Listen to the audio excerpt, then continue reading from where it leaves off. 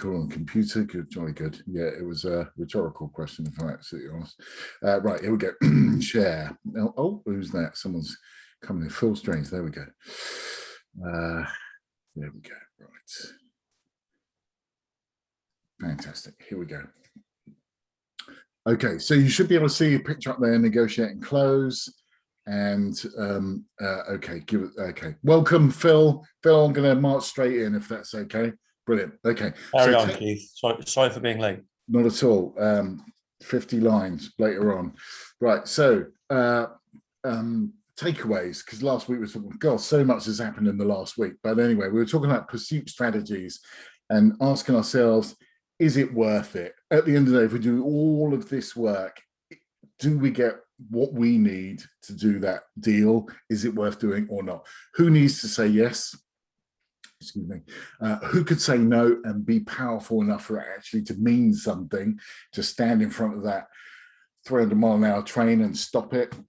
Who are you going to be your champions? Do you remember the people that will really proactively support you in your sales campaign or sponsors? And who's going to be a detractor? Who might say, well, I prefer the competition, or I just don't want to do anything at all?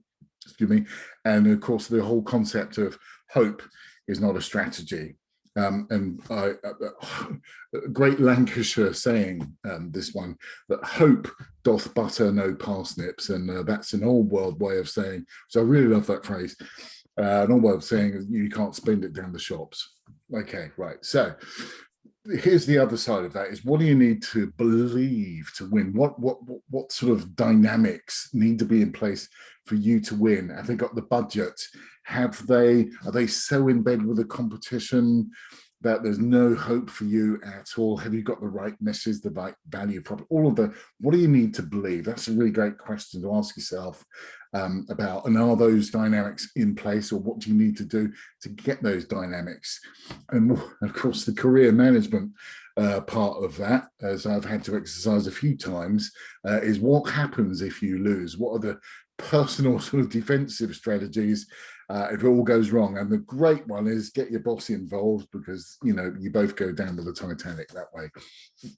Okay, have you personally got what it takes to bring this deal over the line? And I'm just Liga, I hope you don't mind, I'm going to sort of single you out here, because it's such a unique proposition you have in the art world, and I'm trying to amass more sort of knowledge around that space at all. But let's just say you're used to buying or selling, if you like, art objects from 20 to 250,000 pounds, let's say. That's your initial sort of market. But all of a sudden, someone comes to you and says, I'm really interested in, you know, Damien Hirst, the diamond skeleton, whatever, but something that's going to take you into the, shall we say, the £5 million set rather than 200. You may be thinking, oh my God, I don't have the confidence or the experience, or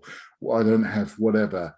So that's the sort of question that you need to ask yourself. Have you got it, what it takes to win? And if not, what are you going to do about that? Are you going to leave it alone? Or are you going to say, I need someone with some more experience, I'm going to partner with someone on this opportunity and learn from it? That way, the next time I get an opportunity, well, first of all, you'll still make some money if you're partnering with someone and you're learning. And the next time, you'll have that confidence from not doing it the first time, doing it the second time with some experience, to take that forward on your own. So that's my point there. So what extra support might you need? Just answer that. And how will you manage your manager? Okay, brilliant. So now we're into number 6 and 7. There is a lot to get through, and Roshana will be joining us in about 10 minutes or so.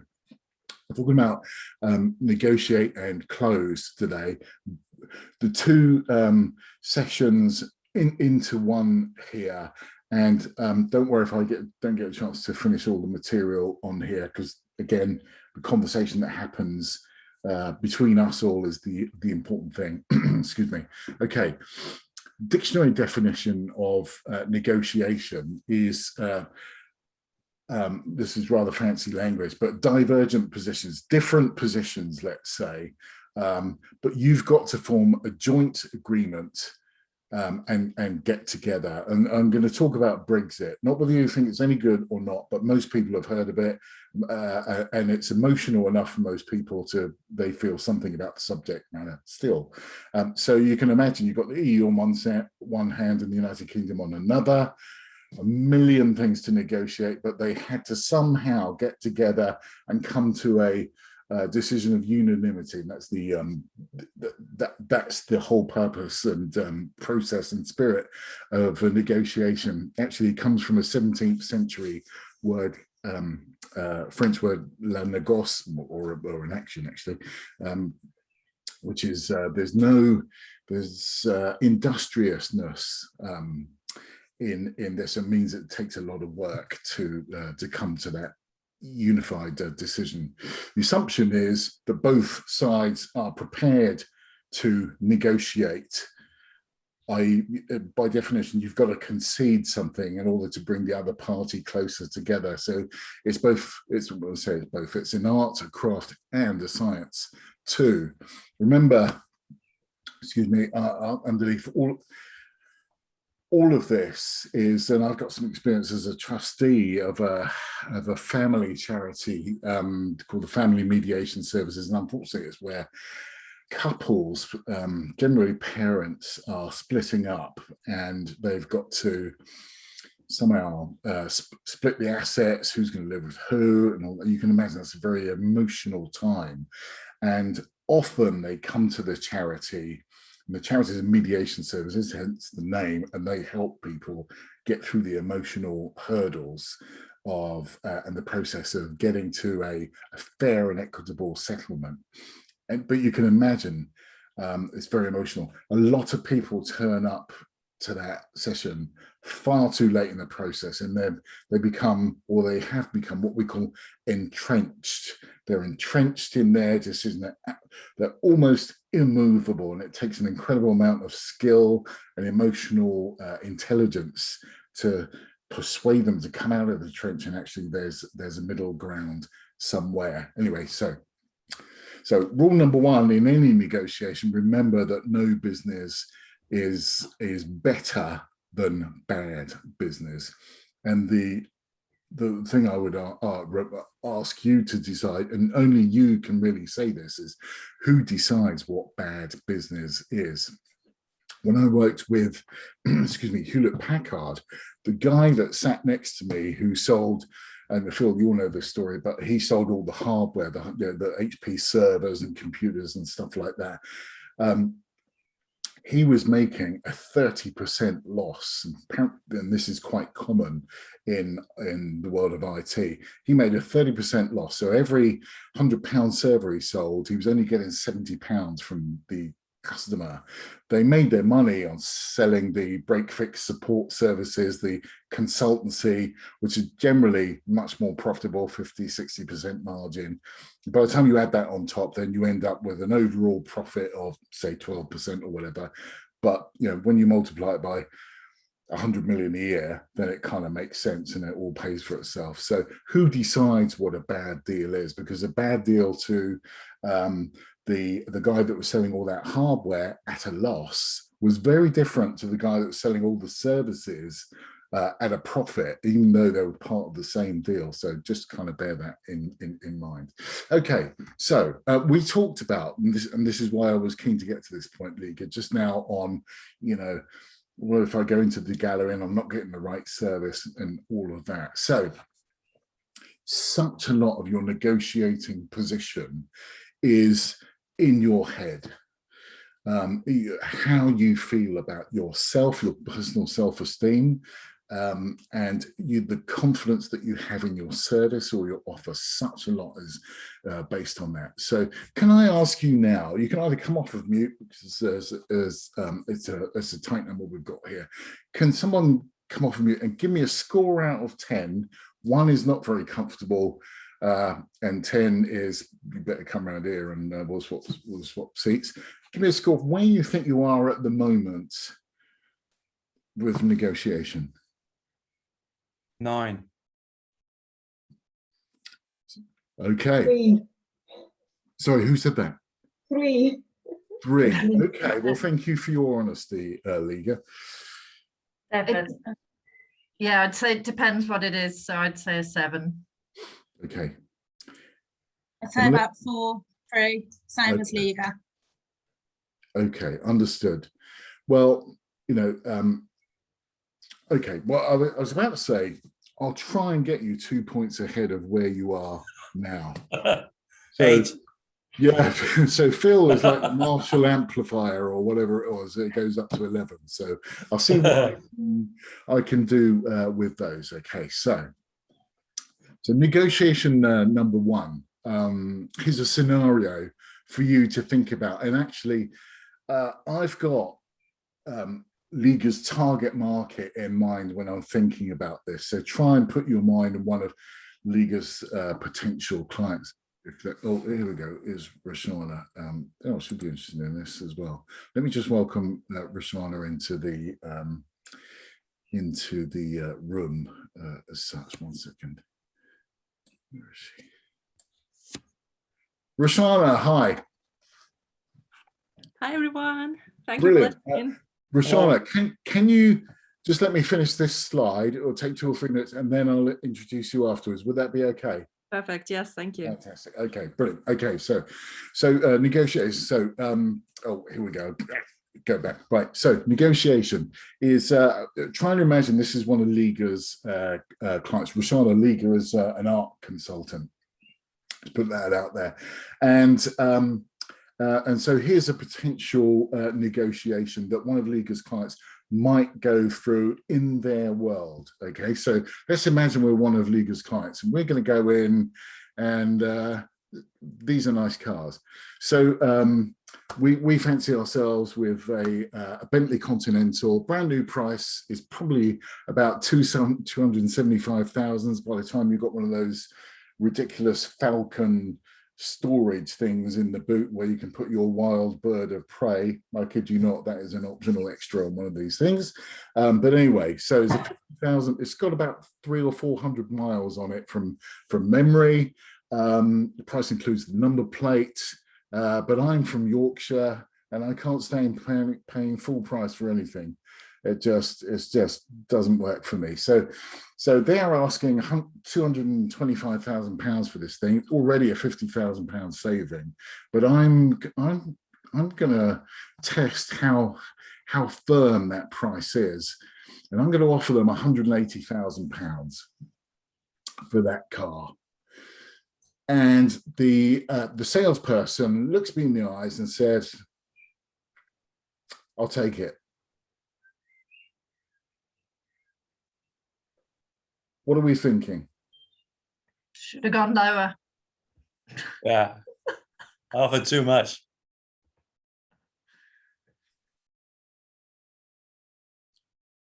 Okay, so has it been through?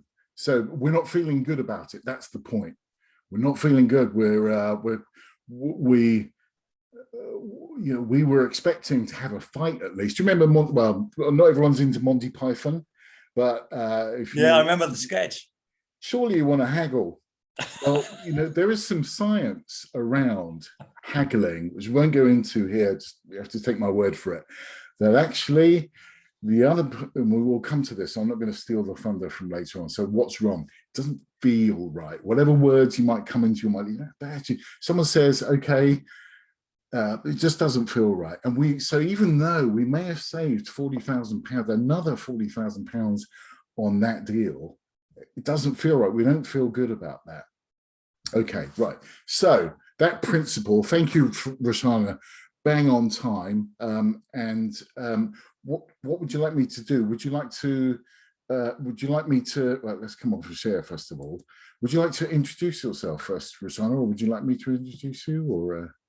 Yes, I can introduce myself. That's fine. Thank you. Hello, everyone. Thank you for having me here. So my name is Roshana. I am lecturer in marketing and sales at Aston University, and I'm also a business coach.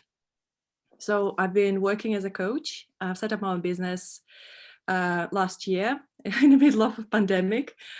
And so I'm working on this idea of this mindset. It's all about creating comfortable, happy money mindset. And it really fits really nicely with closing the deal, negotiating, asking for money and receiving it comfortably. So it's only 15 minutes long. Any questions, comments? I'll be asking you questions as well. So let's make it really interactive. And I'm going to share, I got a couple of slides literally to make it a bit more visual. Okay, so just you should be a co-host, Roshana. Now, yes, there we go. Yeah, I think it's working now. Yeah. Okay, excellent. Can you all see it? Fantastic. Okay, thank you. It's really interesting here. You talked about car, because I'm currently in the process of buying a car, and having gone through various dealerships, I've experienced all kinds of sales training programs as a result, the outcome of sales training programs, and different ways of communicating value, and introverts and extroverts kinds of salespeople. It's really interesting. Anyway, okay, so this is me. Feel free to connect with me on LinkedIn. I'll be happy to expand my network. So I already introduced myself. I've been at Aston for many years now. I'm from Russia myself originally, and I've been in the UK for now 15 years. So a long time. It's my second home. Okay, so just the introductory slide. Why talk about money mindset? Why it's important. So it's basically a set of our inner beliefs, what we think, feel, our emotions about money and success and sales, anything to deal with profit, being successful and feeling good about it. So the reason why it's important, because our inner beliefs then determine our behavior around accepting money, enjoying it, asking for it, etc., etc. So if you have a lot of underlying limiting beliefs, or the so-called money blocks, then they'll prevent you from happily accepting money or accepting easy money, keeping them potentially, retaining them, etc., etc. Okay, so I created this little idea of happy money mindset because it's coming from positive psychology idea. So it's about having balanced approach to your money mindset, basically. Okay, so the idea is we're looking at three aspects. One is money past. That's where our beliefs coming from. I'm going to quickly talk you through that. Then there's money present. It's about how we actually are around money, our balance of receiving and giving. And our money future, it's all about having a vision, specific goals around money and success. Oh, okay, hold on. Let me just move on. Here we go. So I'm going to quickly discuss that. I'm going to ask you to share any limiting beliefs you may have at the moment. So you might have spotted something. So what are the limiting beliefs around money? So it could be something like rich people are greedy, or you are either rich or healthy. You're either rich or happy, either rich or, with healthy relationships, lots of friends, etc., etc. So it's that choosing idea. It's shameful to ask for money. So when I had my first paying clients, and I was still working a lot on that money mindset idea, I felt really like, I could feel I was getting red, or especially when I was announcing increase in my pricing. Honestly, I was shaking myself. So now it's kind of natural, it's fine. So it's maybe unethical to charge premium prices. So it's unethical to perhaps earn easy money, especially, for example, if your parents, they worked really hard, or if you could see your parents or grandparents, anyone in your family who really earns hard money and had to work long hours, put in a lot of effort into earning the money, then how can you just close this sale and work at your computer, maybe consulting or something like that, and get this easy money? So that's one of these limiting beliefs or money blocks. So, and then another one, it could be that if you are successful and if you become star salesperson or the richest in the family, then people will be, reluctant to stay in touch. They will hate you for being this most successful and easygoing kind of person, or you will be looked down to as this greedy rich relative or something like that. Okay, so can I ask you to share whether you identified any of the blocks yourself or whether you hold something else? Have you observed anything like that? So feel free to just shout out. It definitely relates to asking for money one. Okay. I find it really like, I don't know, like Keith's mentioned it before as well. I think it's like a cultural thing as well for Brits that we don't like asking for money. Mhm. And I've really got that as a block. That's really interesting. So it'd be interesting to find out what's behind it. So what's kind of, so when you ask I think for it's because when like Keith mentioned before, from such a young age, it's kind of ingrained into us, don't ask anyone for money. It's kind of seen as rude. So yeah, I think I've still got that, like, yeah. And sometimes I just like, I'll just do a lot of things for free because I don't like asking for anything. Okay, thank you very much for sharing, Emily.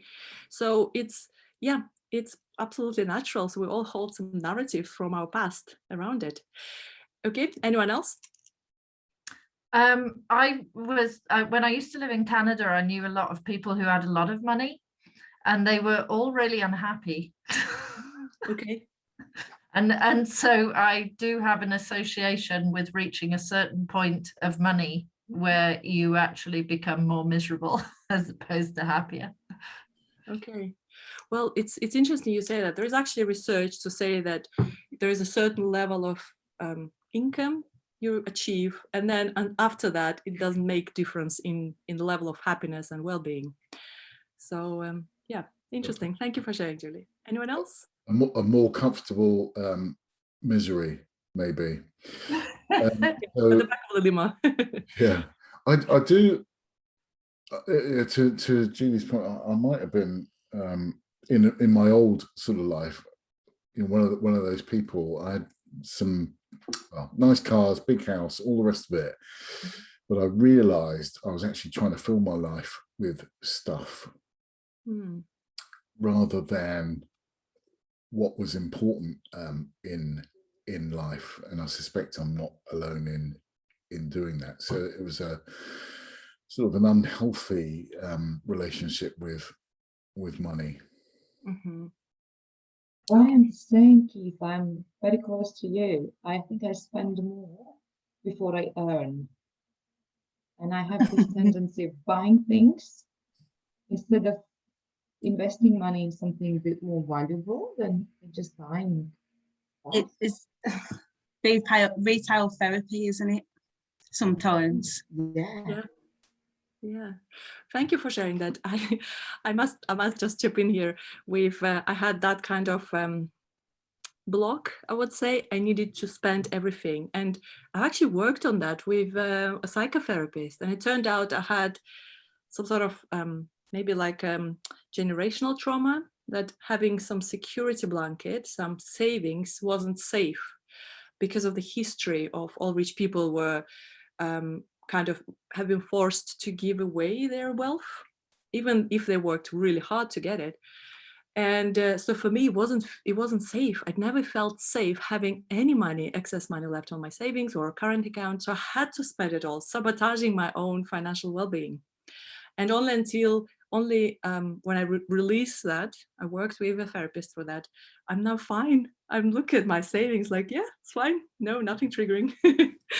Okay, thank you very much for sharing all. So if clearly you're really self-aware, so you know already some of your blocks. There are some ideas for you how to spot your blocks if you feel like there is something more to it, perhaps. So maybe try observing yourself even more. So when you ask for that to close that sale, when you ask for the money, or maybe someone earns you money and you ask for it to be paid back, just observe how you feel. What are the things that come up to you for you? So what are the emotions, any underlying beliefs or blocks, anything that comes up, just write it down. Using pen and paper, because when we use pen and paper, our brain processes information in a more efficient way, research says. So try saying this: I love money. Maybe, put your mic off and then just try saying it to yourself. I love money. I love money. I I don't love need Love encouragement. to say it. money. Just listen to it. Should we go back to last week, Keith? I love money. I love Fun. money. I sometimes feel a bit of guilt though as well. Like, Yeah, you could feel guilt, or maybe you can feel greedy or unethical or uncomfortable. That means that something just that's saying this brings up some sort of inner beliefs. Then try perhaps thinking about, or try looking at the super luxury cars or hotels, or try looking at pricing for first class flights, intercontinental. Just imagine yourself flying business class or first class. By the way, do you know the difference between first class and business class? Anyone? Yeah? No? no, it's a lot. About £7,500. Oh, okay. That's very, very precise. Thank you very much. So I was putting one of them things in my goal list, and I was like, I kept saying first class and business class, and I was like, I need to find out the difference. So the very top is the first class, and then the business class, and then the rest of the other economy class with perks kind of thing. Try thinking about it, or try walking into a very, very expensive boutique or a shop to identify what comes up. Is it shame? Is it guilt? Is it some sort of something else uncomfortable? Just thinking about it. That's the way to actually spot your money blocks and just try to surface it. Okay, so quickly moving on, I'm mindful of time. Money present now. So here there are two things. What's your balance of giving and receiving? So Keith, I'm gonna use you for this it's a little exercise, if you don't mind. So I'm gonna compliment you now. Keith, you look really smart today. Thank you very much. Excellent. We are usually not very comfortable receiving just as small as a compliment. So how did that feel? I'm very lucky to be married to a fantastic woman, so we affirm each other often. But I reckon not that long ago, certainly pre-Tracy, I was uncomfortable being complimented. Mm-hmm. So I think there is also something cultural I've heard to it, that it's considered rude to just say, yes, thank you. You kind of supposed to say, oh no, it's nothing really, it's just like an old t-shirt or whatever, kind of to minimize the impact. So why is that? Just question yourself. Why aren't you comfortable receiving something as small as a compliment? So what about friends paying for coffee, offering you free coffee? I witnessed it many times. People start fighting for, oh, no, that's fine. I'll just pay myself. And everyone's paying for themselves. So is it because you feel you'll be obliged to pay back? What is it? What's the underlying belief there? Try this. If you're uncomfortable receiving money or gifts or time or effort or compliment, just let's look at the example of paying for coffee. If you feel uncomfortable, try this. You can say, I'm really feeling a little bit uncomfortable right now, but I'm on this journey. I'm learning to receive. So I'm going to say to this, thank you very much. So adding tiny bit of justification can make it feel a bit lighter and easier. So I would invite you to try that. And the second part here, how do you treat yourself? So when you walk into a shop or online retail shop, are you heading for the sales section or for the new season section, new season clothing or whatever it is, line?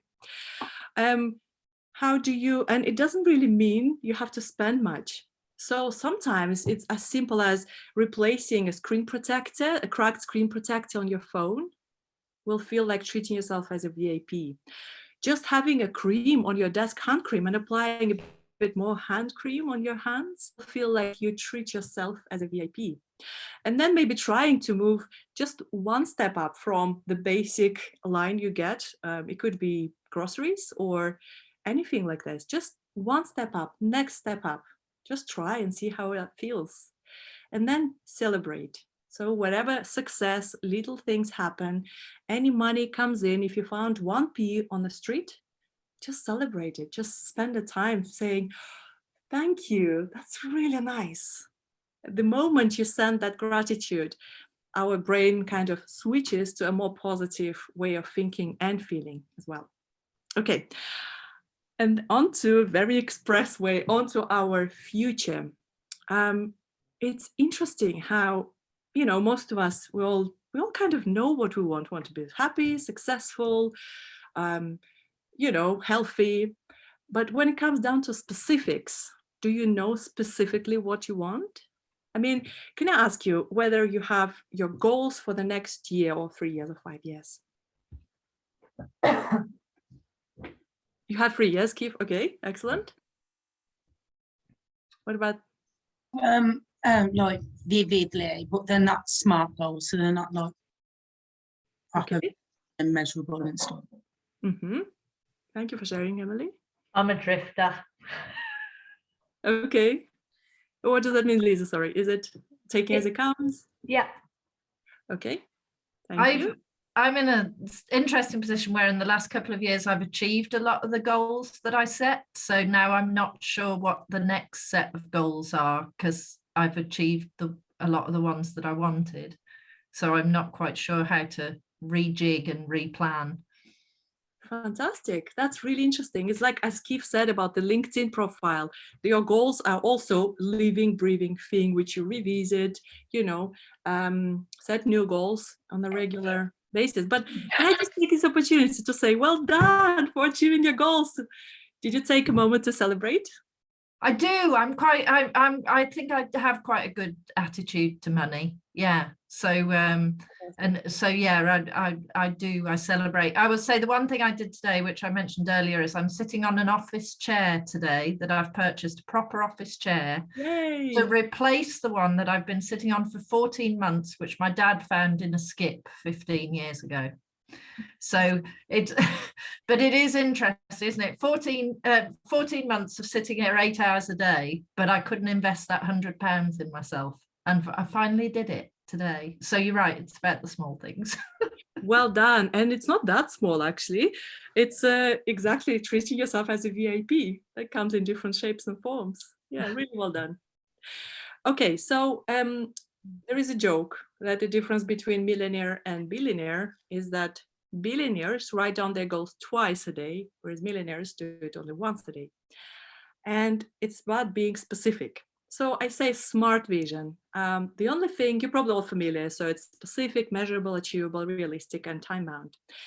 My only thing here is achievable. So I want it to feel really ambitious, yet achievable-ish.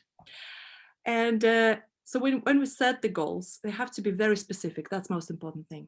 So just one final question on this one to you. How would you rate your own relationship with money from 0 being really bad, very poor, to 10 being fantastic? Below 5 for sure. 5, okay, good, thank you. Can I just, I didn't say anything before, but I've been thinking about this. Okay. My parents both grew up in the Depression of the 1920s. Mm-hmm. And then they went into the Second World War, and then they went into the austerity period. Mm-hmm. And that kind of the mentality they developed, that affected my childhood because they were both terrified of spending money. Yeah. Because that's how they've been brought up from very small children in the 20s. Mm-hmm. And so I've gone exactly the other way around. I just spend money everywhere. Yeah. I've got a problem with asking for it either when I'm selling them, but I'll tell you that now. Absolutely no problem at all. But that's kind of why I've got a bad relationship with money. I need to sell so I can fund my awfully undisciplined spending habits. Mm.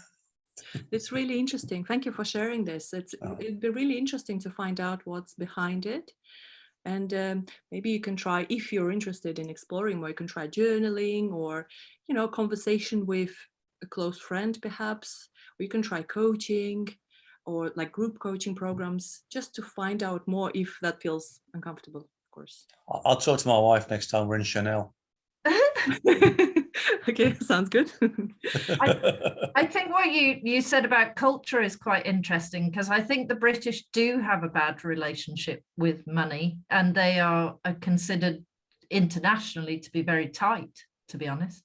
Mm. You know, that's one of the things. But I spent a lot of time in Canada, and they have a much more flowing approach to money. Just even with tipping and things like this, you count less, you worry less about the pennies and cents, and then you watch it flow more easily. The more you try to stop spending, it doesn't help you if you stop that. So I have this sort of concept of flow, which is very natural. I'm quite comfortable to spend, and I'm quite comfortable to see money come in. No real extremes at either end. It just kind of feels like a healthy flow. And I found culturally, I'm quite grateful for that experience.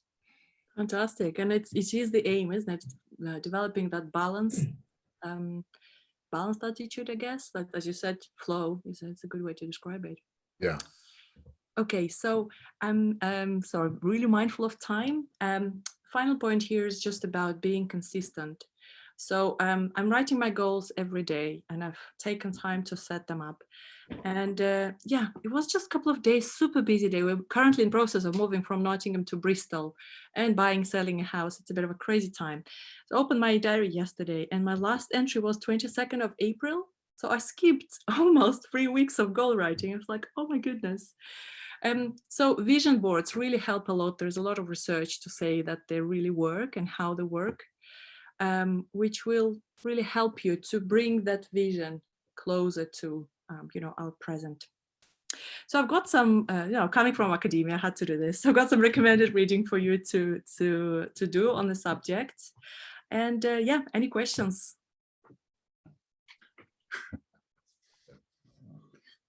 Come out of here. First of all, Roshana, thank you very much for that. That was fantastic. Yeah, let me encourage everyone else. Have you got any questions for Roshana? So I'm just opening window. Yeah, so sorry, my apologies for joining late, Roshana, so apologies. And I'm struggling because everybody's at home today, so I've had to keep moving rooms. So yeah. Apologies for you suddenly seeing me, then not seeing me. My son had just arrived, so I had to move. So I've joined halfway through. So it's just an observation, really. I think for me now, I work for a charity, so professionally, being able to ask for money is something that I do every day. So from a professional point of view, I'm much more comfortable than I was personally and professionally before I started working for a charity. And I'm 6 months into working for this charity, and we normally ask at the beginning. So when I'm talking to a business about them supporting us, we are quite upfront, and we say, in order to get our support, we're looking at this much in terms of the year that you're going to help us with fundraising. And I'm getting better at doing that, and I wasn't that comfortable when I started.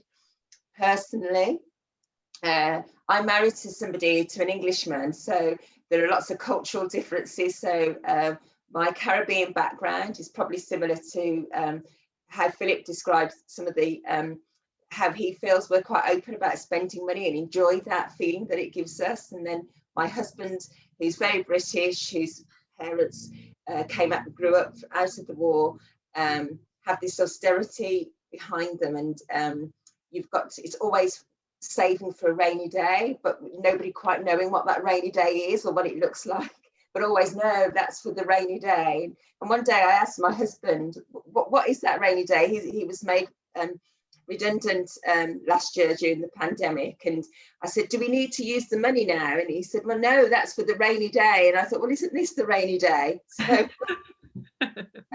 it's those two conflicts. Yeah. Oh wow, this is amazing. So it's just an observation. Yeah. Well, thank you very much for sharing that. It's really interesting, especially that the cultural differences and the idea of rainy day. Yeah. There was a saying that I grew up with from my parents, which was out of debt, out of danger. I don't know if anyone else has ever heard that before. But the idea was that you do not have anything on the tick.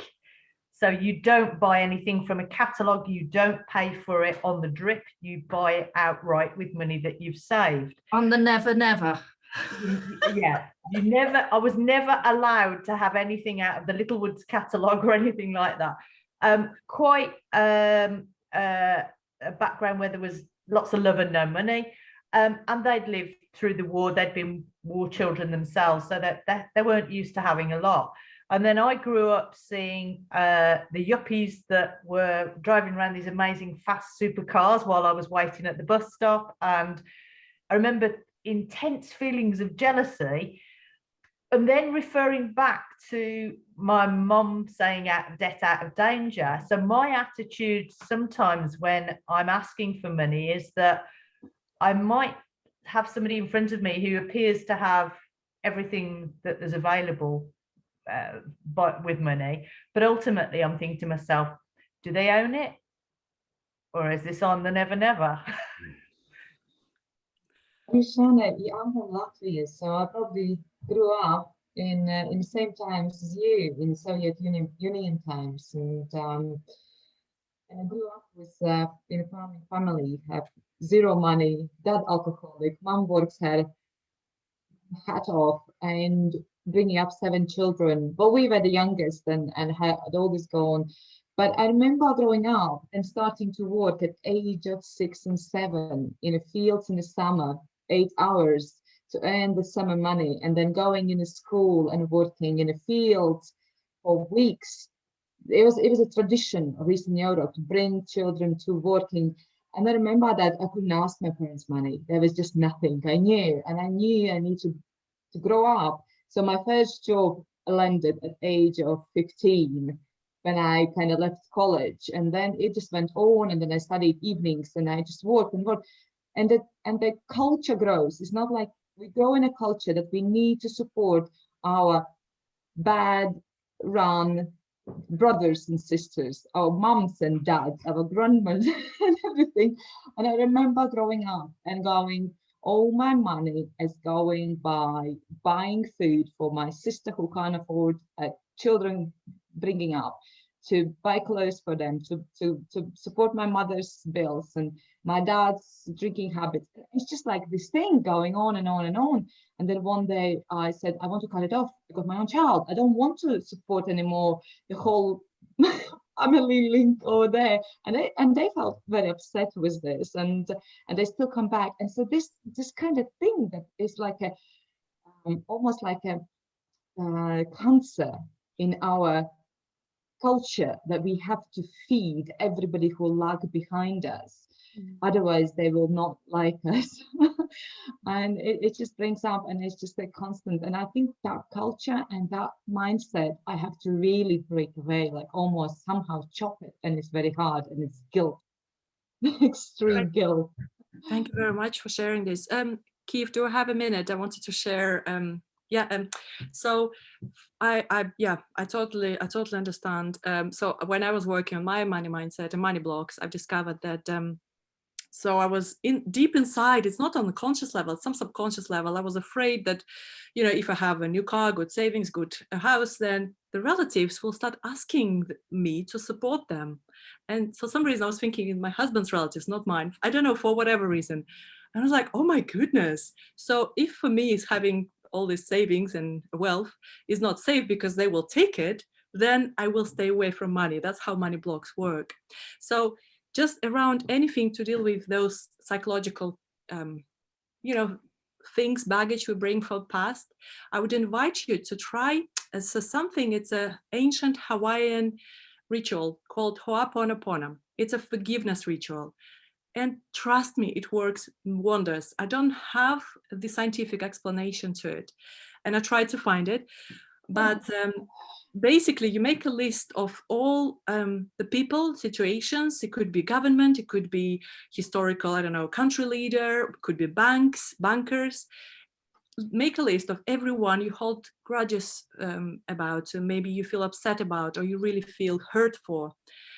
Anything, any negative emotions, write them down. And then you say 4 phrases. I forgive you. Thank you. I love you. And I'm sorry. In any order. You can just Google it. It's Hawaiian ancient forgiveness ritual. And it's been practiced for centuries, or for thousands of years. And then you just and let it go. I've practiced this so many times, and I do it every night you can even practice it for your parts of your body to aid self-acceptance and self-love. So just make a list of people that you may find some difficult emotions inside you around these people. Then you say, I forgive you, I love you, thank you, and I'm sorry. Even if you don't feel like it, it still works apparently. And then you just let go. So releasing those things, releasing those things can be really healthy and helpful. Just one moment, sorry. Yeah.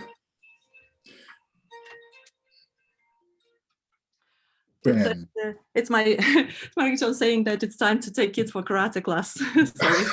Okay, fantastic. That was absolutely brilliant. Roshana, thank you very much indeed. I love that Hawaiian. So what did you call it? An ancient forgiveness? What was the last? Forgiveness ritual. I can share a link. I wrote about this in my blog. Well, I tell you what would be really helpful, Roshana. Can I ask you, can you send, would you mind, normally I send a link with the recording to everyone afterwards. Would you mind emailing me the link to your blog, and I'll include it if that's okay with everyone? I'd like to see that. Yeah, that would be really, really interesting. Yeah. But thank you very much for that. It sounds like it's karate time. Yeah, thank you so much. And sorry I overran time-wise. Not at all. It's our pleasure. It was really, really interesting. And in fact, I mean, that brings us to a really as you know, I try to take a 5-minute break on the half hour. Would everyone be okay if we kind of got up for a stretch and a cup of tea and came back at 25 to 16:35? Yeah. Roshana, if you're around, you're very welcome to stay. I'll keep the line open, but otherwise I'll see you in 36, actually. I'll see you very shortly. Thank you so much. Thanks, Roshana. Thanks, Roshana. Yeah, bye-bye.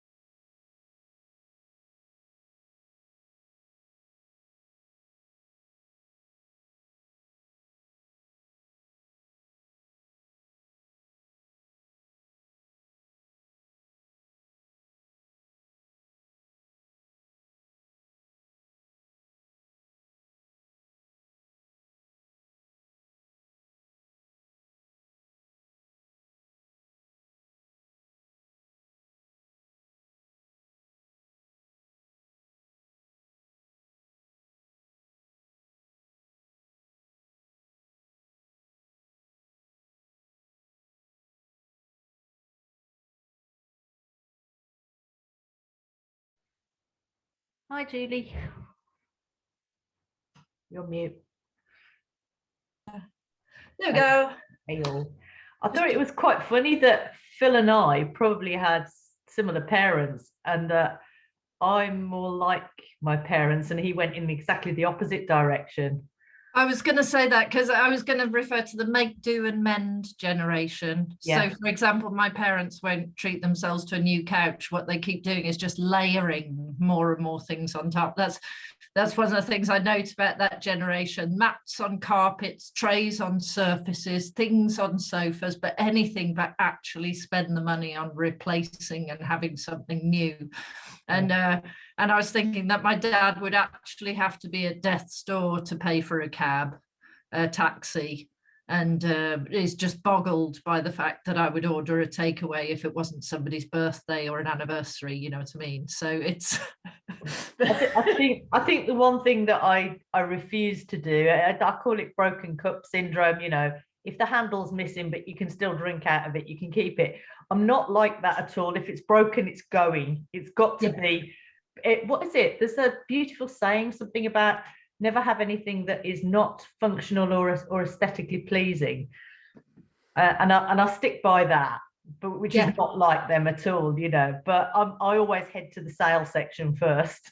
But frugal, and especially I'd say, you know, with when you work in charities like we do, and you see people who have nothing, you know, the thought that you could house them for a year on what someone will pay for a handbag is a very difficult equation to make in your head, that we live in that kind of world. So yeah, it's interesting.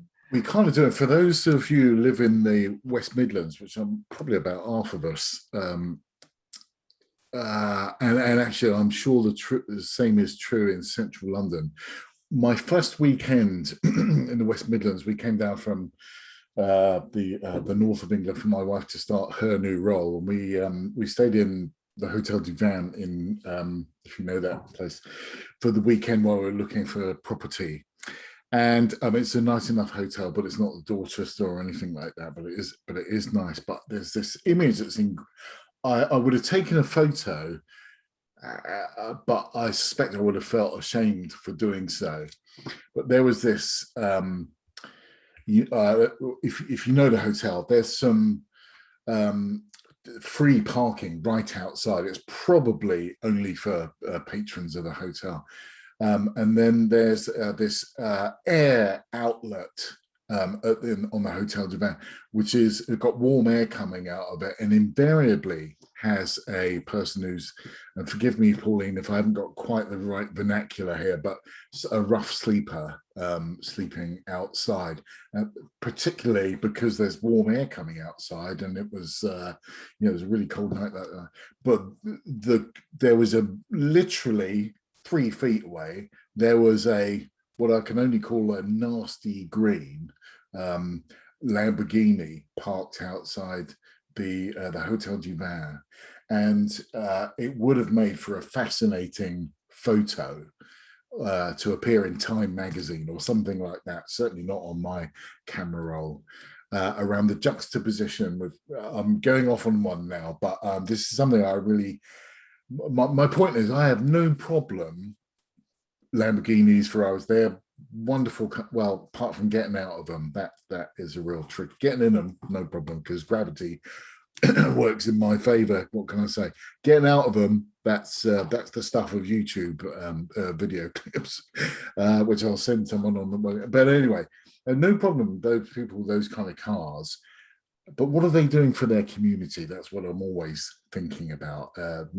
Anyway, I'm just going to get off my pedestal before I fall off. So thank you for that. Right, I'm going to get straight back to it if that's okay with everyone. If I get that, yeah, okay, right. I'm going to assume that's a yes. Now I'm fast forwarding, so fast thinking aloud. We're almost certainly going to run out of time. I am going to finish at 5:30, and then I'll work out what to do after that. Okay, brilliant. So that was where we got to, was how somebody feels. And actually, Roshana came in just at the right time with that that whole money conversation, how we feel about money. I thought it was fantastic timing. And so well done to her for that. Okay, right, so where are we? Let me just expand this so I can see. There we go. Right, okay. So we were talking about this just now, weren't we? No negotiation, please, because we're British and we never talk about money because it's, and this is where you find out, if you do some social science, the upper classes and the working classes have more in common, first of all, than you might think, and certainly more in common with the middle classes who have been through a different. So first of all, the working classes and the upper classes don't like spending money because of exactly the stuff we've been talking about. Whereas people, and no one has to answer this, but I have been part of the middle classes before, where you spend money generally on externally facing stuff.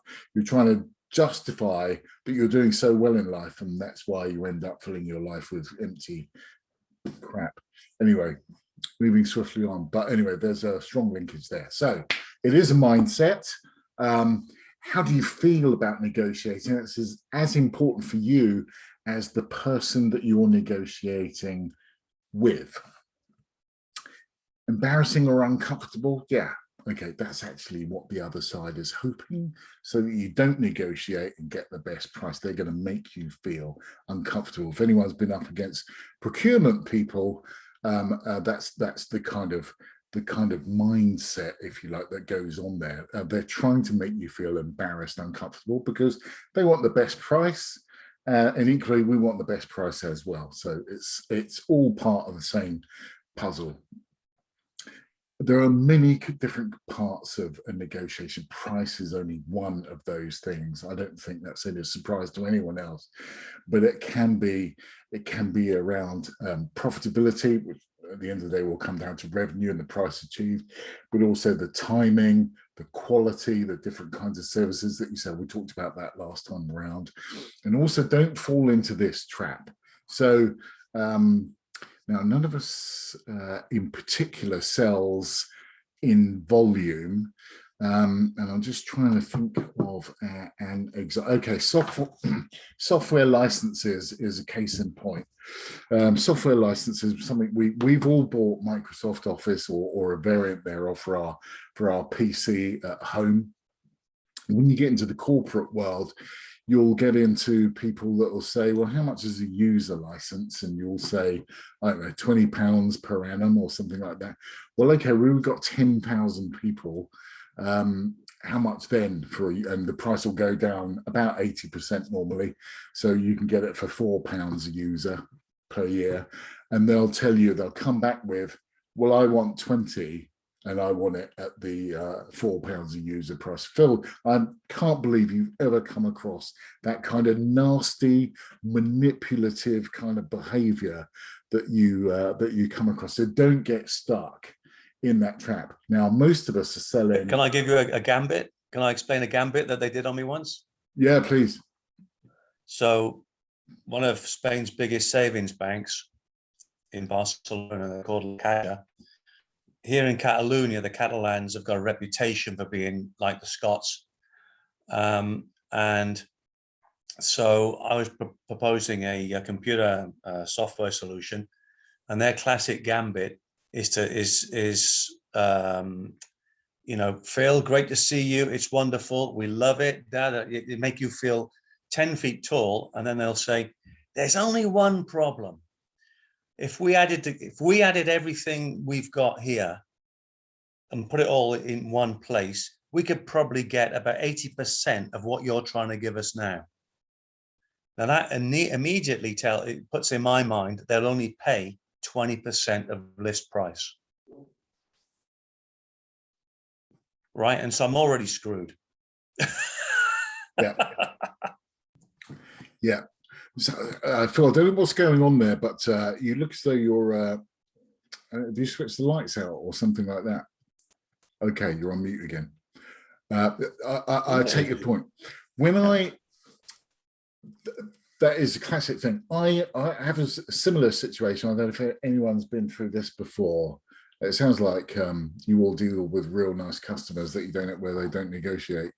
But when I was selling to a big American bank, and American banks are classics for this, is that I mean, you'll have come across a concept of good cop, bad cop before, where someone treats you really nice and someone else treats you really nastily. Well, these two guys weren't working in unison. They just had different styles of operating, if you like. And I used to work, so Martin, who ended up being my best mate, we sort of crossed that line from customer vendor kind of thing into best mates for quite a while. He was really nice to everyone, really charismatic. Come in, Keith, da da da da da. And before you went through this negotiation and whatever, and you walked out and you were missing a finger. You didn't realize you'd been charmed out of every single penny of discount. Oh yeah, well, and you don't realize what you're doing. And it's a very, very sophisticated person that kind of does that. And you come away, but you're overjoyed, and yet you've been kind of shortchanged kind of thing. And I contrast that with the guy 2 offices down. And by the way, there are about 2,000 people that work in IT in this bank. They're a really big operation. You often find that. So James, if I don't like saying this about customers, but James was actually pretty nasty bloke. Now, whether that he had that persona, that sort of cloak, if you like, that he put on to come into the office, because it was kind of a macho culture, but James was actually pretty nasty. Lots of swearing, lots of aggression, never actually physically sort of touched me or anything like that. It was all emotional implications, if you like, were implied. And I would feel bullied into a deal, but I would actually come out with a deal that was more profitable. I'd given less away with that deal than Martin too. So there, I don't know if anyone's heard of this principle of you get more with honey than you do with vinegar. And that's I believe that's a really important concept, to always have that kind of in mind. But be wary if someone also on the opposite side of you also recognize that as a principle, because they will get more with the honey that they're giving you as opposed to the vinegar that James would have dished out to everyone previously. I never told him about that. I just delighted in getting more money because I was paid on profit. Okay, right. So personal discoveries. I might be. Yeah. Okay. So Phil, in that 5-minute break just now, I got your message. So I want to tell you a story about Gordon. Now, Gordon was the godfather of someone I used to know, and Gordon lives in this nice enough house around Hemel Hempstead, about a mile outside the city centre. Almost feels like a village in its own right. Detached bungalow. And I parked in his drive. I used to work close to there, and I went in for a lunch during the week when I happened to be pretty close by. And Gordon has this really fantastic, beautiful bit of furniture, and it's a yew wood furniture. If anyone knows wood, their woods at all, it's a beautiful piece of orangey brown, like an autumn leaf, if you can imagine that kind of color. Beautiful, rich color. And I couldn't help, I'm not an expert on furniture, but I can tell something that is really good quality, as I'm sure you can as well. And I said to Gordon, "That's beautiful. I really like that." And he said, "Yes, we got a really good deal on it at Harrods." Now that wasn't what I would expect. Now maybe it was because my background, although I've been to Harrods a number of times over the years, it wouldn't even have entered my mind to go to Harrods and buy there's something about the power of the printed word. Doesn't matter whether that item of furniture was £25,000, which it probably was, knowing Gordon, or 250 quid. It would not have entered my mind to negotiate the price of something at Harrods, for all the reasons we had on the top of that screen, would have felt uncomfortable. It would have felt, now I don't know if anyone else would have, you know, if you were going in and you know, if you were in that position, would you have thought about negotiating with Harrods? Here's the point. The point is, isn't that right, Phil? Everything is negotiable. Everything. Okay. Yeah. All right. So I really want to get that. Sorry, Phil, if you want to come in on that, you're very welcome to. No, I would just say that book, if I never mentioned it to you before, cost me £5, and it saved me tens of thousands of pounds since then, both professionally and personally. So if you know, recommend the book to everybody. That's if great. It costs Sorry, 50 quid. Was that on the link that you sent? Yeah, yeah. Okay, right. Okay, yeah. And it's called Everything is Negotiable. You know, I hadn't made that link, so to speak. Forgive the. Yeah. Okay. And the guys. It's actually an amusing way of writing. But I bought it in the late 80s, and I've used it since then in my career, and okay. it's so wonderful. Stood the test of time as well. So tremendous. Okay, tremendous. So here we go. It's my next book. So everything's negotiable, and I wasn't aware of that book until then, but I will check it out. Thank you. And here's the other thing. Both sides of the, well, I call it the table. I don't like to use those barrier kind of things, because I do believe the best salespeople metaphorically go around the other side, and they almost become an assistant buyer, much as Liga will be doing with her clients. She'll be helping her client to make great investment decisions. You'll be metaphorically going around, rather than being combative with your client, you'll be going around the other side of the table and sitting down side by side, no barriers in between you, and helping them to buy your service effectively.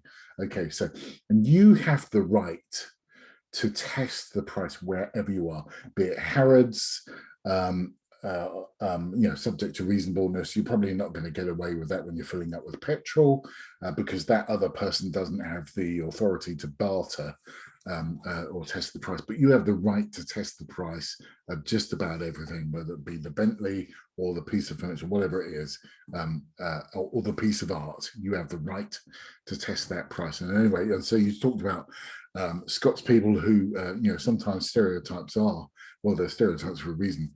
But there is an old sort of saying that the definition of a Yorkshire person is a Scots person stripped of their generosity, and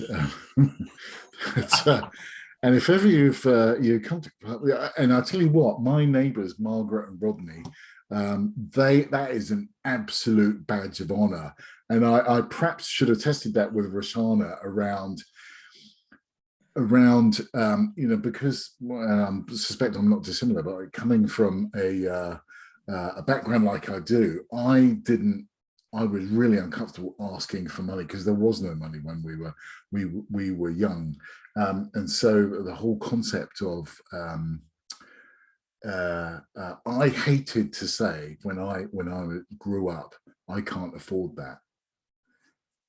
And that was a massive hurdle, which if I'm honest, took me years to overcome. Whereas one of the most hated words in my language, my vocabulary, was budget, because I always assumed that was a word you only used when you didn't have enough money. It's out of my budget. Whereas if you own that expression, so I'm majoring on this because I think it's really important. If you own that expression, it's out of my budget, and get yourself out of embarrassment and into the negotiation mindset. I don't think anyone's trying to sell me anything on this call, so I'm not giving me crown jewels away, so to speak. But anyway, if that's out of my budget, I just lob that in there sometimes just to see what happens from the other side, just to see how they respond to that comment. It's a really interesting process to go through. And someone said they were buying a car. Was it Pauline said they were going through buying a car? No, it was Roshana. Roshana was talking about going in and buying a car and seeing how different styles of selling were working. And that's an interesting process to go through. Anyway, so it's a game. Negotiation is absolutely a game. And we've talked about this in terms of Liga and your art. We've talked about this certainly with Emily and your donor base, your client base. You need to create the illusion of confidence in your position, whilst also fostering or creating a spirit of cooperation and concession.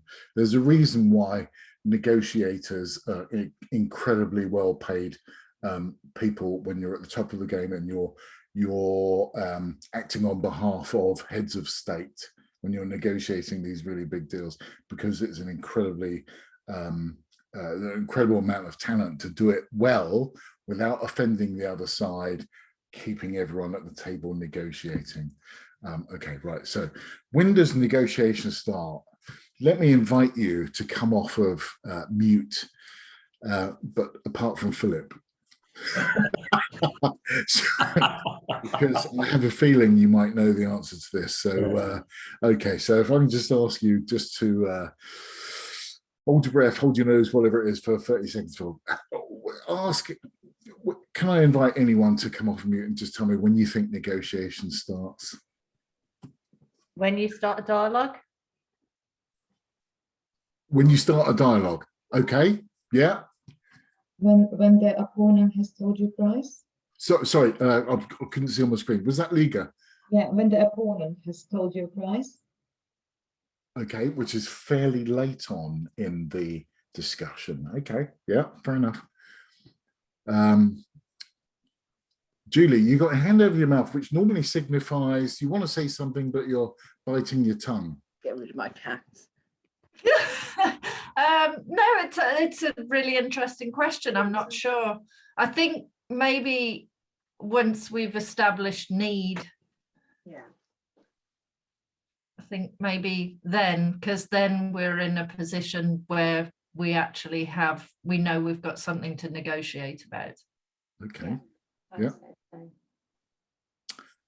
So I would say the same as Julie. When there's an interest there, and you know that there's some sort of desire or need for what you're offering, that would be when the negotiation starts for me. Yeah. Okay.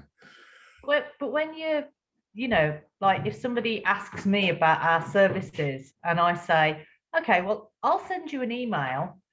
Are you free on Friday? The negotiation is that I'll do this for you, and then you're going to do this for me, which is me taking you all those steps closer to close.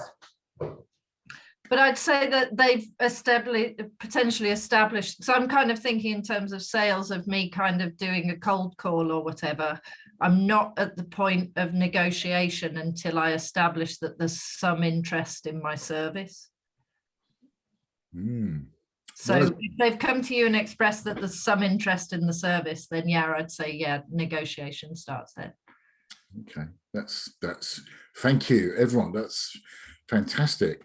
Emily, have you got any thoughts around that? You don't have to. I just want to make sure I'm giving you an opportunity to kind of respond about negotiation. Any idea?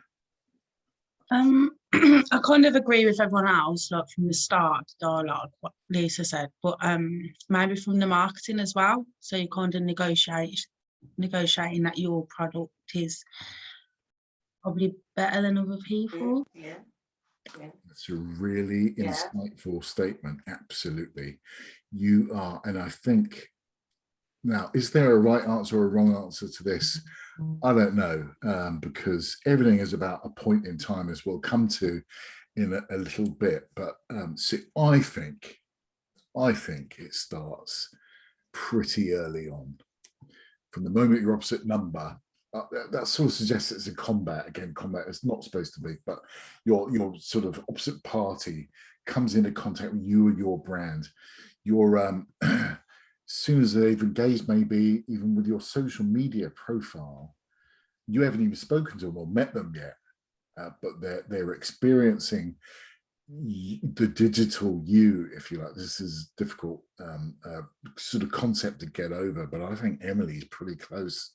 It's pretty close to what I was thinking, and I suspect Philip, you had an answer was pretty close to that before. Yeah, I agree with Emily. In fact, if you think about the way that big businesses set up their reception, and you walk in and everybody, imagine you walk into a big business, a big multinational business, and all the ladies and gentlemen on reception look like they come from a modeling agency. They're all impeccably dressed, right? All the furniture looks like it cost a fortune. You've got works of art on the wall. Are you going to dare ask them for money? You're going to give them the first price that they asked you to give them. And the reason is they screwed you already the moment you walked in. No, but I know that they've got money because they're spending it. But they're trying to intimidate you. And that's the mindset call. Yeah. So I remember taking my son, he was 14 years old. I used to know this guy was the managing partner of a big firm of lawyers, and my son had said to me, I think I might want to be a lawyer, and I couldn't talk him out of it. So I thought I'm going to go and take him to see Cornelius, because they're all called Cornelius. And we sat down in Cornelius, and the guy, this guy charges £1,450 an hour for his time. That's what it's like when you're a regulatory lawyer. But he was kind enough to give up a lunchtime. And so I took Michael in and picked Michael up at 2 o'clock. And Michael comes out, we're in the lift. And he says, I don't want to be a lawyer. And I can't remember why I told you that. Anyway, it was relevant 30 seconds ago when I started out with a mindset. Anyway, but shall I move on? Because I'm embarrassed now. Anyway, the intimidation. Oh, yeah. The whole intimidation, the whole... Emily, you get a 56, you'll end up like this as well, don't you? So the point was, they have these, and if anyone's been in the Royal Courts of Justice, they're even worse. Enormous buildings, very sort of machoistic and imposing. There's a reason for that. You're supposed to feel in awe. Because the law of the land is more powerful than the government. That's whole separate. Anyway, we're getting into a big decent. But this whole thing around posturing, I think that was all coming about, and this position of confidence in you and your product and your service, and asserting yourself. There's an awful lot in that. We're never going to be able to get to the bottom of that in this. The point being, your takeaway is that if you're not confident in what you're doing, then you have no reason for your client to feel confident in what you're doing as well. And you've got to get yourself, and Roshana or others can help you get there, I'm sure. But you've got to get yourself into the position whereby, well, actually, why am I so good at this? Because you've just got to do it. Okay, so universities as well quite like that, aren't they? So the competitiveness of universities, it's like they're just constantly just trying to negotiate a space, basically, you accepting them and going into their courses and stuff.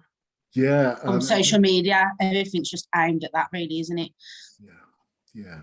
It's a really that is a really good shot. And sat in reception, absolutely. Whoever it was that bought reception, big receptionist, Phil, you mentioned that from your first meeting, when you're coming into contact, you are setting the tone for that relationship. That's really, really important. So if you create a really poor impression for whatever reason that might be, here you go. I don't want to get stuck on stories, but this is kind of important. I remember being sat in reception at this big German bank in the city of London years ago. It was filthy weather outside, really hammering with rain. I had this little tiny portable, this brolly, this extendable brolly, whatever you call it, on the really windswept, and I was really trying to be careful. And I was meeting my boss in reception. We were going to have a 5-minute sort of chat before we went up and saw the IT director at this bank. We were sat in reception. I got there early enough to perhaps put a paper towel over me and dry myself out a bit. We were sat there. This guy walks in, and he obviously had no problem with anyone that wears a wig, if that's their choice. Anyway, so this guy walks in, this wig. It wasn't just a wig, though. This wig looked like the wind had caught it.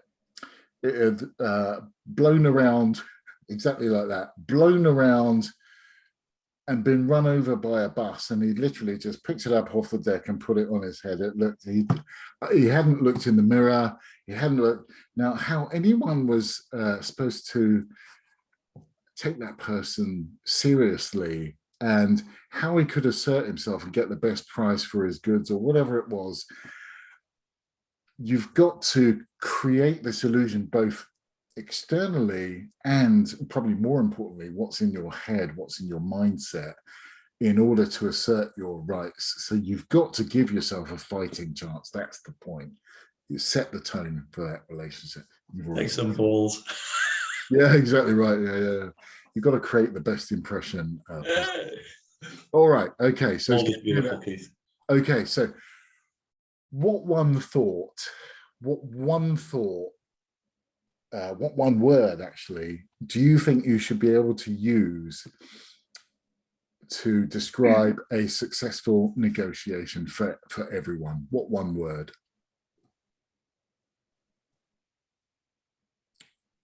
Anyone? Results. Achievement. Yeah, good. Yeah, the word win. I don't know. So win. It's a win-win for everyone. Win. Okay. Yeah. Contentment. Yeah, satisfied. Yeah. Who said that? Satisfied. Who said satisfied? Me. Said it together, didn't we? Satisfied. Yeah, satisfied. Have you seen this before, Emily? There you go. All right. So satisfied. And the reason I say satisfied is because, and Pauline, I think I know what you meant when you said win-win.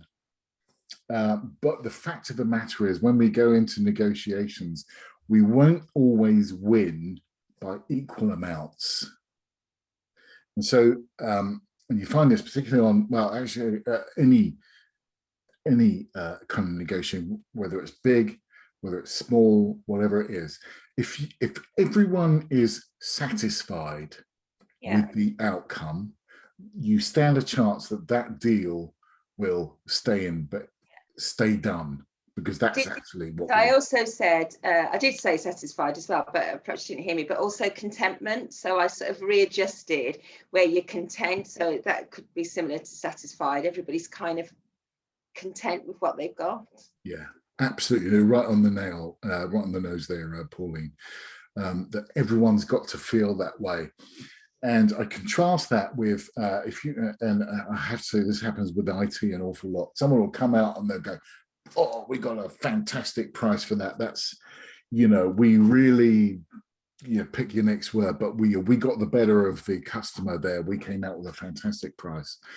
Well, if the customer is not very happy, and I've not so much now because of the contract situation, but in years gone by, I've known salespeople that have come out thinking, on a high, they've got a fantastic price for their service, their product, and by the time they get back to the office, the order's cancelled, and that's because the other party weren't satisfied. They got, remember when we very first began this series of modules, we talked about the we talked about everyone needing to be happy. You cannot strong arm someone into submission and expect that to be we're not playing judo here.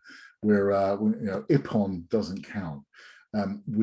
Everyone's got to be comfortable with what's happening, got to be satisfied with that price, or the order is going to be cancelled by the time you get back to the office because someone was really uncomfortable, they've had second thoughts, whatever it happens to be. Anyway, that was the point. Okay, right. So I've already said that. Not everyone wins in equal amounts, and that is something we've got to get our heads around when we go into a negotiation, particularly more complex ones. When we go into negotiation, we've got to have a best possible result, or it's a range of outcomes, and a minimum acceptable result. There's a walk-away price. A walk-away price. And in a negotiation, you only have power in a negotiation if the other person believes that you will walk away if you don't get what you need, and that your minimum acceptable result is normally a price, and that might be that might be based on profitability of the deal, i.e. on margin, or it could be on something else. So you only have power. Now I'm going to go back to Brexit here, because and I know this is really tiresome, but it's so relevant that whether you believe it or not, it was so public and so right across the papers. Anyway, when the UK government, Phil, I don't know if you came across this or not, they passed a law, I think, and I may not have this 100% right, but I'm more than 51% right. They passed a law saying you have to get it done. You have to come out with a deal, and that what am I trying to say? You have to get a deal. The UK government, whoever was leading, I think it was Frost, had to come away with a deal. You couldn't allow no deal to happen. That was the point. And so the person in that negotiation already had one of his hands, possibly both of his hands, tied behind his back. He didn't have any power because Barnier, or whomever was sat opposite him, knew that they had to come to an acceptable deal, not an acceptable deal. They had to have a deal. No deal was not an option. So you can never threaten no deal, because the other party knew that you weren't capable of allowing that to happen. And that meant that compromised the negotiating position of the person that was leading that discussion. I think it was Lord David Frost. I went out a million miles out of my way there. Did that land?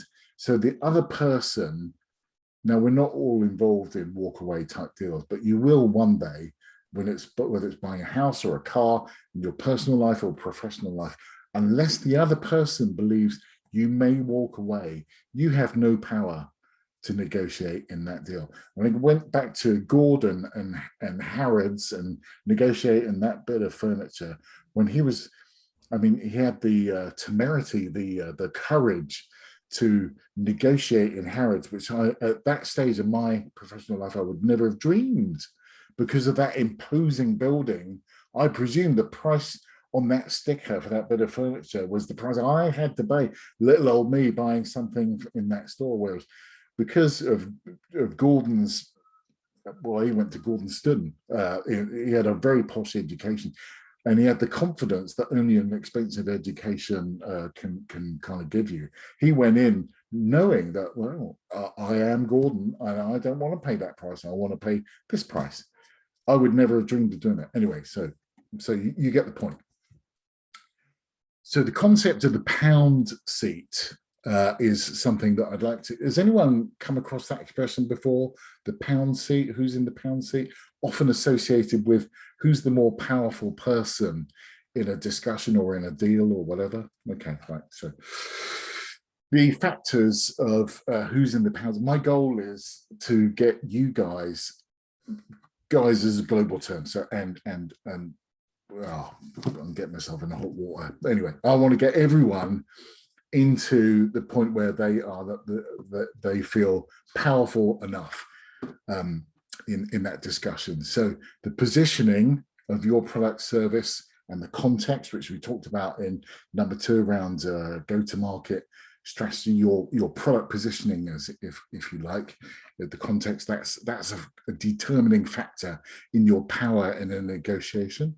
And the natural laws of economics, of supply and demand, and specifically scarcity. So when Liga's in there helping a client to buy a Fabergé egg, there's an interesting dilemma that comes about from who's in the pound seat, who's the more powerful. Is it the person with the Fabergé egg, or is it the person with 25 million quid to drop on something like that? I don't know. That's a really interesting kind of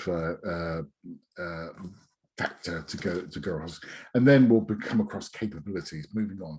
Okay, so who's in the pound seat? And that's that balance of determining your needs, what you need from the deal, and their needs, what they need from the deal. They need lots of service, maybe lots of expertise, and you want revenue, profit, whatever it happens to be from that deal. Okay, right. So okay, so have a look at this. Let's have a look.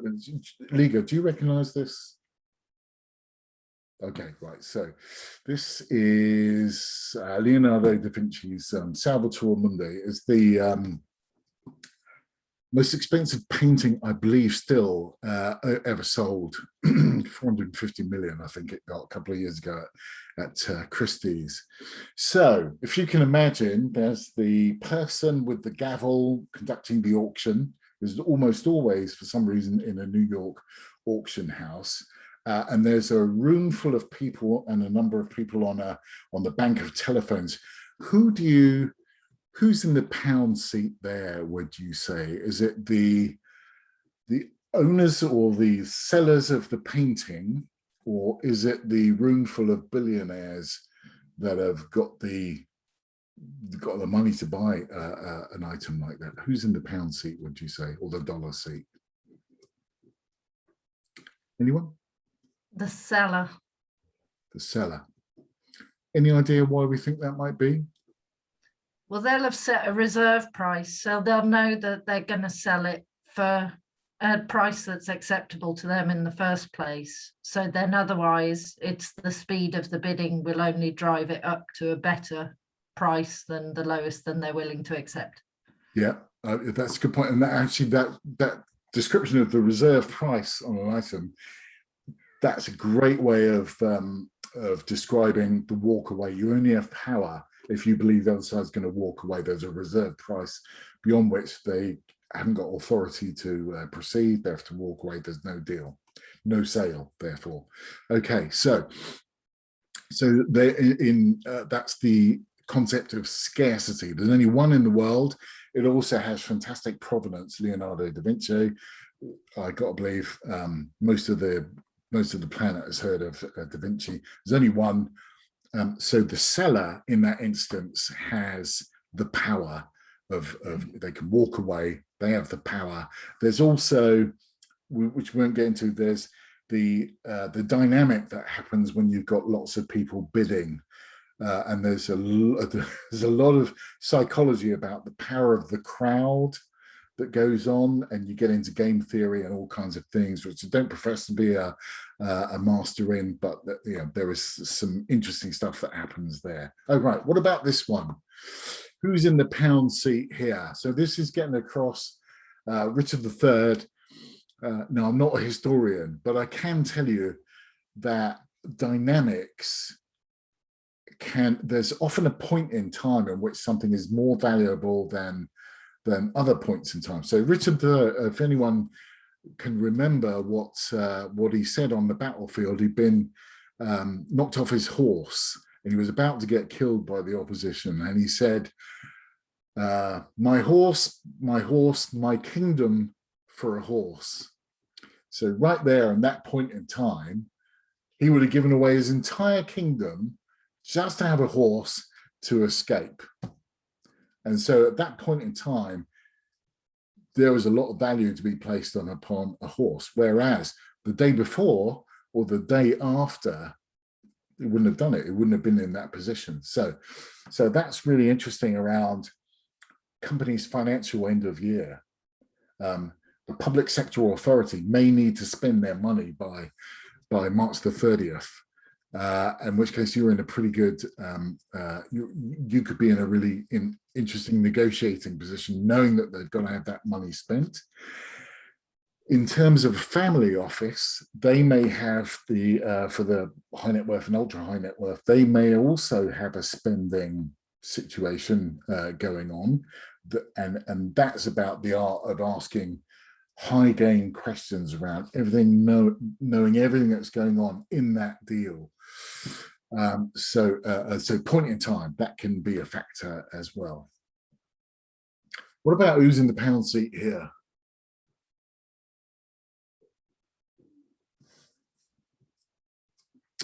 I don't know if you've had to have this discussion in the last 12, 13 months. I know I have. And and it's not normally me in the pound seat, let me tell you, and I kind of get that. But what I'm saying is, it's not always black and white. It's not always obvious. Sometimes there's a grey area, and I've got a presentation to do this afternoon, which we're doing now, which means I can't do other stuff, and Mrs. Roselle kind of gets that, and vice versa. So there's a negotiation that's constantly happening in all of our lives. It's not, negotiation is not just something that you do in your job. We're all negotiating all the time. That's the point. Heath, everything's negotiable. So cleaning the, there's no money involved, but there could be a trade-off between you getting your dinner or not. And indeed, and luckily we haven't got a dog, so that option is not possible. So, but we have got a balcony and swans. So, anyway, I take your point very much. So, okay, right. Within the pound seat. So your products and service. Okay, so how to be in the pound seat. Okay, you've got to have the preferred value proposition. Someone's got to really want that Fabergé egg. Someone's got to really want to spend their corporate social responsibility money on a particular project that they feel passionate about. That's having the preferred value proposition. You get that from qualifying precisely what the client or potential client wants from that interaction. You need to know everything about that client's needs, and that comes from what we talked about a couple of weeks back, asking great questions and discovering and aiding that communication flow, where you get all the great information and your competition doesn't, because you're just better at creating a rapport, at teasing all that information. You become like Martin was with me, giving me all the honey and getting the best price, and I hadn't even realized it until I walked out the door later on. And so knowing your particular value in that particular deal, Richard III, he would have given his entire kingdom for a horse. I know we're 700 years hence, but you know, but because of end of year, because of buyer need, they need to get a deal done. You know, it could even be to get their bonus that year, they need to get a deal done. That's about, you know, if you know more about that deal than anyone else, you've got all the keys to the cabinet there, and the support the right people to do what you talked about on pursuit strategy, and knowing your ceiling and your floor number that you're not going to go beyond. Okay, but I am just going to call it a day after this, because we haven't even got to closing yet, but I hope it's been really, really useful. I was executor on a we had a family member pass away a couple of years ago, and I happened to be an executor on this particular deal. Excuse me one second. And so the background was property transaction, nothing to get too excited about. Maybe it was a London 2 up, 2 down in one of the suburbs near the airport. And there was a very similar property, 2 up, 2 down, just 3 doors away on the market at the same time. And the differentiator, and do you remember we talked in Masterclass #1 about value proposition, what makes you different? The differentiator was this house, the one we were trying to sell as executor, had all the original Victorian features, the fireplace, the tiling, all of that kind of stuff. Whereas the other house had been, they'd knocked through, it was all in one and more modern in feel. I'm not saying it was any better, it's just different, that's all. Okay, so here's what happened, and I just want to get this point of open extreme through just before we wrap up at 5:30. So the sequence of oh, and also all in the background, do you remember we talked about external market factors that we have no control over? COVID had just struck, and so actually gone, it was only 1 year, it feels like 2 years away, but COVID had only just come about, so there's lots of uncertainty going around at the same time.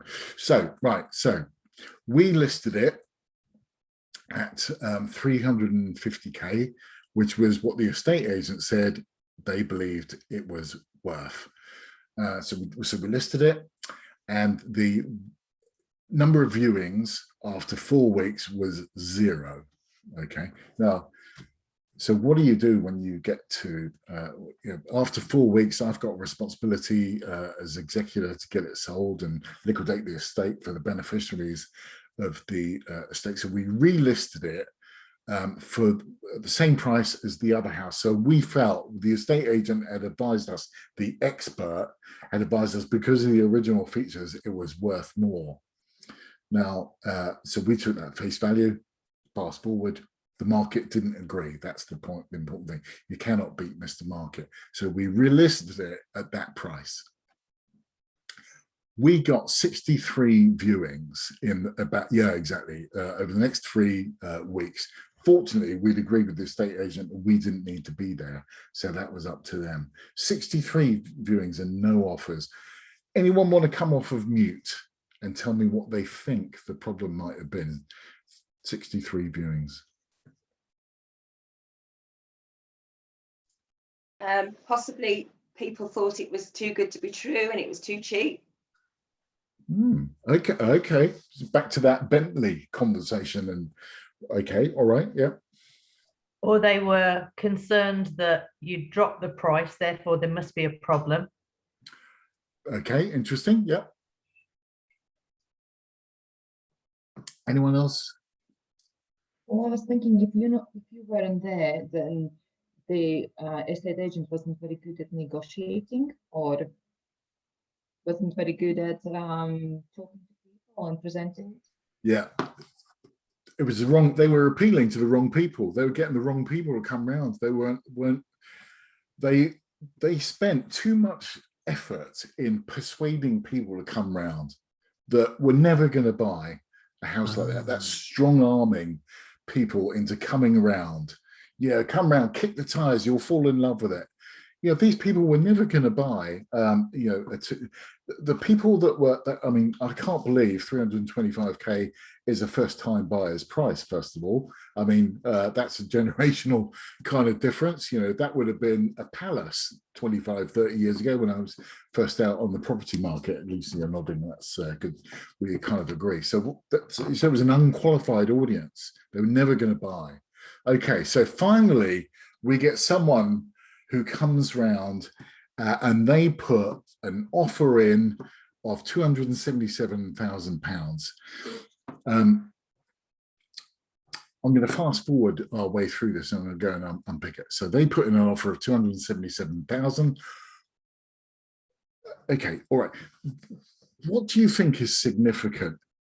Why did they offer 277 and not 275 or 280? Any idea why that might have been? Yep. Because it's an odd number, and if you sell something for 300, for example, it's very easy to take 10% off that in your head. So when you're negotiating, you go down, take 10% off 270, right?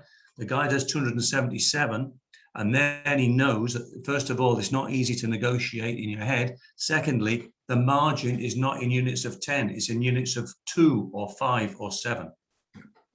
Bang on, Phil. Thank you for that. But it just, no, that was sort of the point. Good for you. It looks as though there's some science, some intellect, some rigor that's gone in to the 277 number. So if they'd have gone in at 275, our natural is, if we weren't experienced negotiators, our natural instinct would have been, God, that's all they've got. We can't negotiate anymore. They've obviously, that's the limit of their money. You know, they've really worked it out. Pounds, shillings, and pence. We got nowhere to go. We'll have to take that or somewhere really close to it.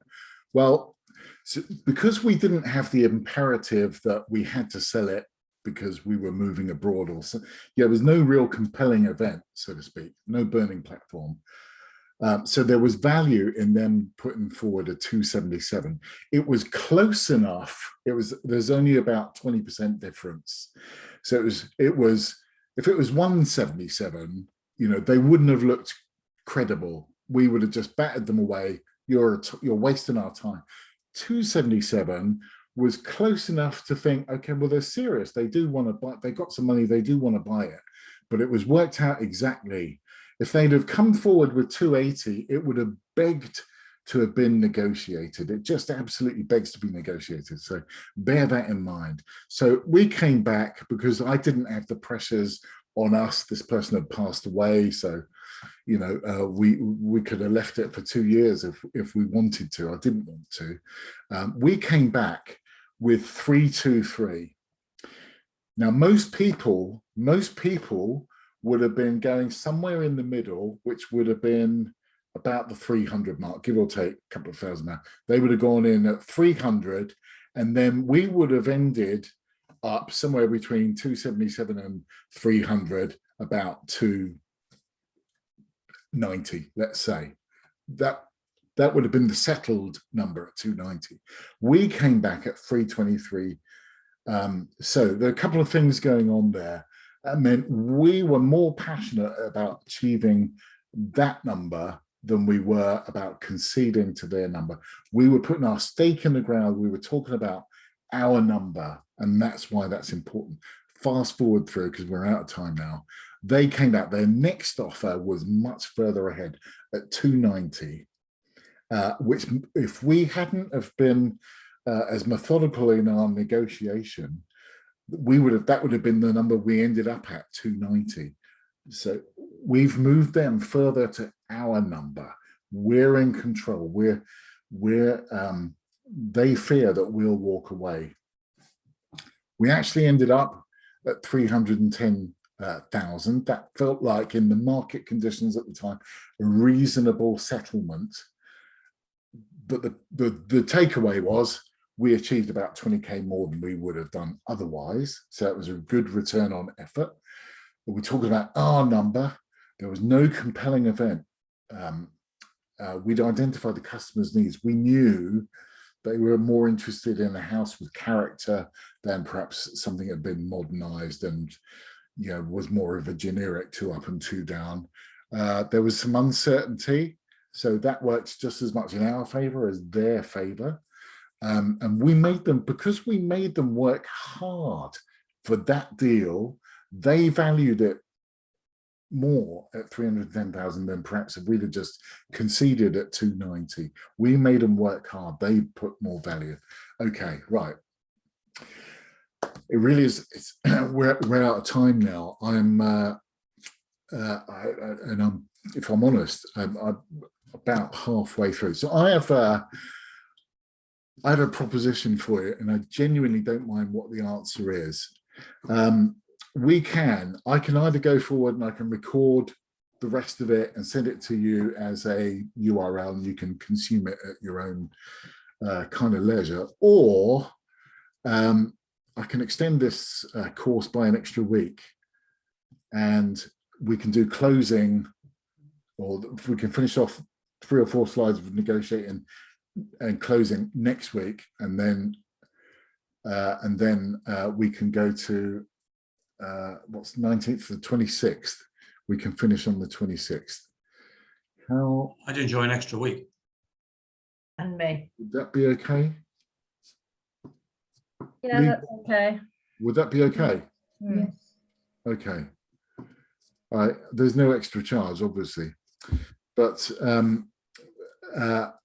I think that would be much more valuable. Anyway, so if you don't mind, unless anyone's got anything they want to throw in and say, Julie, I think I'm feeling the same as you at the minute. It's been a long day, right? So the only thing that I'd say, which is just reflecting on everything, is now I get to be a purchaser, a buyer, and that is such an interesting process for knowing what works for you with sales. So I'm trying to buy quite an expensive piece of software at the moment for the company, and even the fact that a company couldn't put me through to a salesperson and it took them a week to call me back. I've watched 2 demos this week of people just going, oh, sorry, it wasn't supposed to do that, every 5 minutes, you know. But it's so interesting as a salesperson to watch someone else sell, and to reflect on what not to do. It's so yeah, just that thought popped in my head as we were going along. It's really good to be a conscious buyer. Could you put their sales director in touch with me, Julie? He needs your help. Yeah, he needs someone's help. That's Bloody hell. Yeah, listen. unbelievable.